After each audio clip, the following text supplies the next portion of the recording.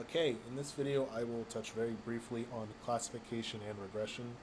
Again, these examples, these explanations are very rough, and I think the goal for someone listening to this is to get a very, very foundational understanding of what is happening here such that they have something to go off of and build on top of when they learn it more in depth. So do not take this video as scripture, but use it as something just to get you started.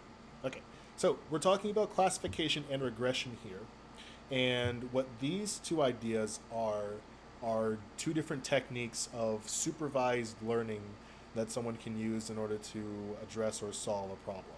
Okay, classification, talking about this one first, can be split into two different types of classification that includes binary classification and multi-class classification.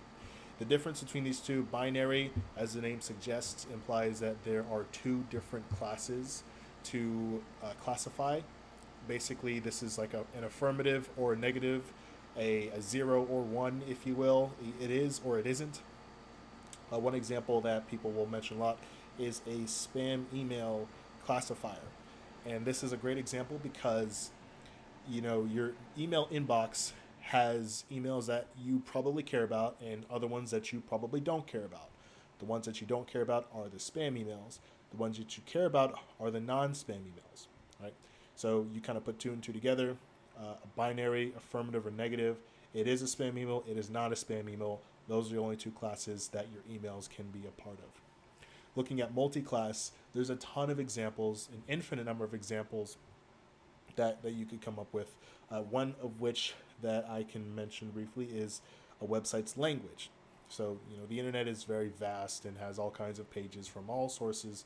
And you may have a classifier in your web browser that tries to determine, is this web page written in English, or is it written in French or Spanish or Portuguese or Japanese or Russian or German or uh, hieroglyphs. It could be anything. So there's a a non-discrete number of classes that you might have here. Again, depending on your problem, you may have a finite number. You can choose how many classes you have, but for a multi-class classification problem, you just have more than two classes.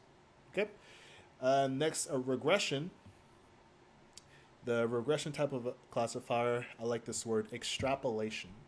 And what it means is that you have some sort of data to represent some kind of situation or circumstance.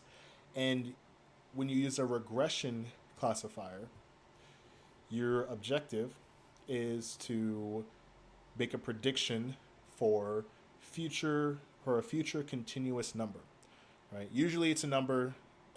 It can be different in certain situations, but the easiest way of understanding is a number.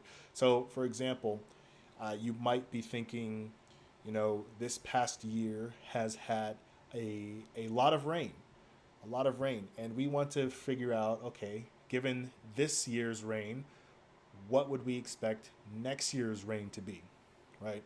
This past year, you have the rainfall for June, July, for February and March, and April and May, and November and October.